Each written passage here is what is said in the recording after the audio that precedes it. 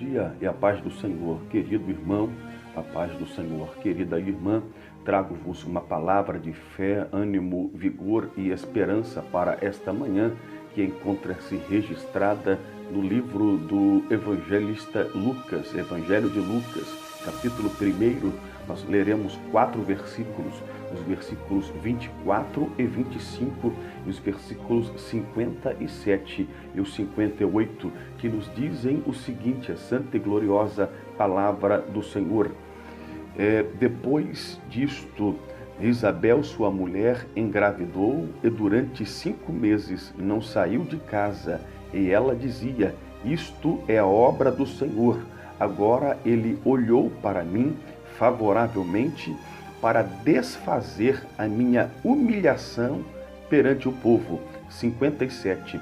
Ao se completar o tempo de Isabel dar à luz, ela teve um filho. Seus vizinhos e parentes ouviram falar da grande misericórdia que o Senhor lhe havia demonstrado e se alegraram com ela. Amados e amadas em Cristo Jesus, este texto que nós lemos está inserido em um contexto maior que trata a respeito da vida de um casal por nome de Zacarias e Isabel. Isabel, que era prima de Maria, a mãe de Jesus, e acontece que Isabel já tinha uma certa idade. Isabel era estéril, não podia dar à luz filhos, e a época de Isabel, a esterilidade, o fato da mulher ser estéril, ela seria humilhada perante a sociedade daquela época, pois se a mulher tivesse filhos, ou quanto mais filhos a mulher tivesse, 5, 10, 15, 20, então para a sociedade daquela época era uma mulher muito próspera e muito abençoada por Deus. Ao contrário, a mulher que tivesse a sua madre cerrada, a mulher que fosse estéril e não gerasse filhos, era visto como uma mulher pecaminosa ao ponto tal que Deus então lhe cerrou a madre para que ela não pudesse ter filhos. E Isabel já tinha uma certa idade. A Bíblia não diz, a Bíblia não relata, mas eu quero crer e acreditar que Isabel orava incessantemente e instantemente a Deus, orava todos os momentos ao Senhor para que Deus lhe desse um filho. E o que me chama a atenção é que Isabel era esposa de um sacerdote, e este sacerdote tinha por nome de Zacarias, melhor dizendo, era esposa de um sacerdote que oferecia sacrifícios a Deus perante o povo. O sacerdote daquela época era uma pessoa de Deus, um levita escolhido a dedo por Deus para ministrar os serviços na casa de Deus. Mesmo ela sendo esposa de sacerdote, ela teve que aguardar o tempo certo, ela teve que aguardar o tempo correto para que ela pudesse então dar à luz filhos, para que ela pudesse gerar filhos. Não que Deus seja carrasco, não, de maneira alguma, não, de maneira nenhuma, mas já disse em pregações pretéritas, e volto a frisar, e volto a repetir aqui neste momento: para tudo em nossas vidas há um tempo certo, correto e oportuno das coisas acontecerem.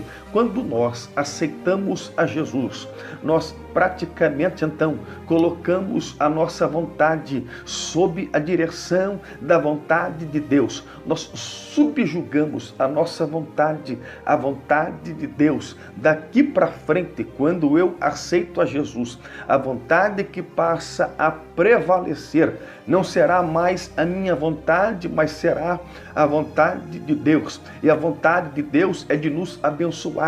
Jeremias capítulo 29 e o versículo 11: bem sei os planos e os pensamentos que tenho de vós, planos de paz e não de guerra, planos de lhe dar o futuro e o fim que desejais.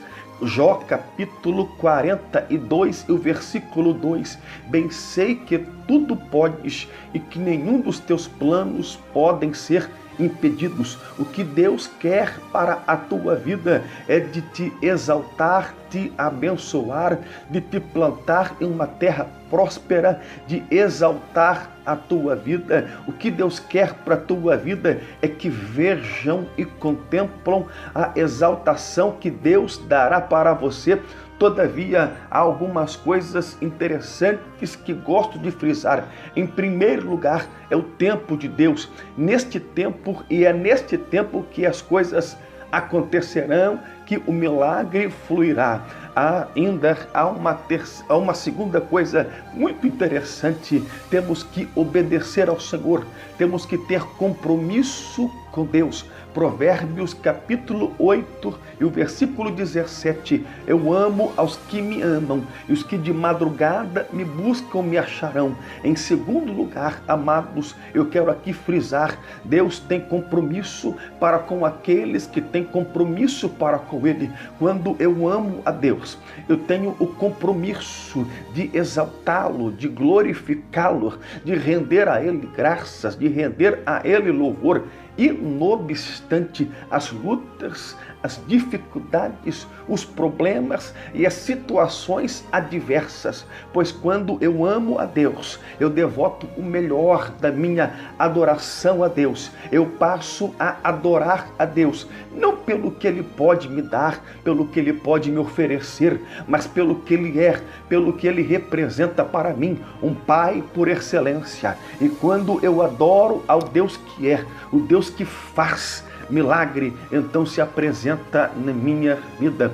Em terceiro lugar, aleluia, eu amo aos que me amam, e os que de madrugada me buscam me acharão. É buscar ao Senhor incessantemente. Acredito, a Bíblia não relata, volto a refletir, a Bíblia não diz, mas eu creio que Isabel constantemente buscava a Deus para que lhe abrisse a madre e lhe desse então um filho.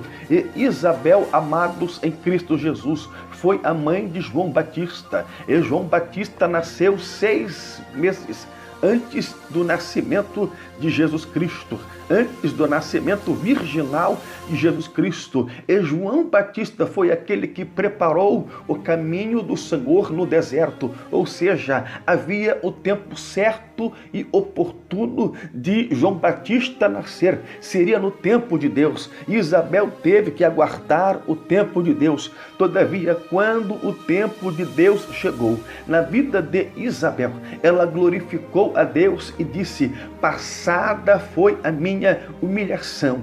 Quando o tempo de Deus chegar na tua vida, aqueles que viram você por baixo, lhe verão por cima. Aqueles que viram você como cauda, lhe verão como cabeça. Eu creio, declaro isto no nome de Jesus. E o que era humilhação tornar-se-á em exaltação na tua vida, quando o Deus a quem eu sirvo e o Deus a quem você serve te exaltar. Amados e amadas em Cristo Jesus, quando aconteceu a exaltação de Deus sobre Isabel, e Isabel ficou grávida, os seus vizinhos, quem sabe aqueles que diziam, aqueles que falavam, Isabel pecou ou Isabel é pecadora ao ponto tal que Deus lhe cerrou a madre. Estes mesmos vizinhos, a Bíblia não afirma ou não diz isto é conjectura que faço agora. Quem sabe alguns destes vizinhos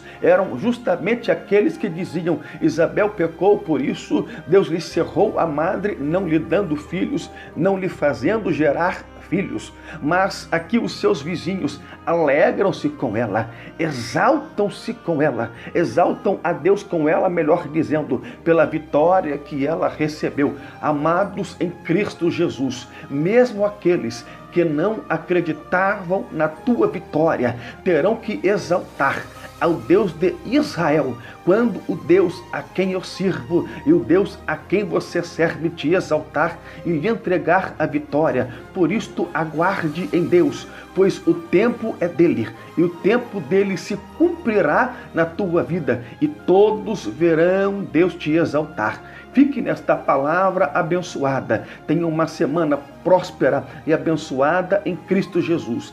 E seja mais que vencedor em Cristo Jesus.